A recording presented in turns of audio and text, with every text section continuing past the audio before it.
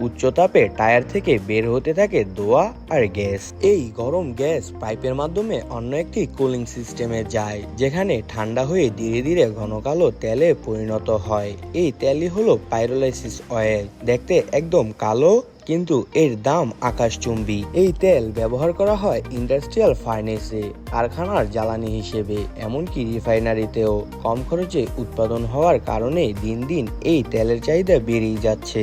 তেল ছাড়াও এই প্রক্রিয়ায় পাওয়া যায় কার্বন ব্ল্যাক পাউডার। এই কালো গুঁড়া রাবার শিল্পের খুব গুরুত্বপূর্ণ কাঁচামাল। এটা ব্যবহার করা হয় টায়ার তৈরিতে, প্লাস্টিকে, এমনকি নিউজ প্রিন্টের কালিতেও। ভাবুন তো, একটা পুরনো টায়ার থেকেই তৈরি হচ্ছে এত কিছু।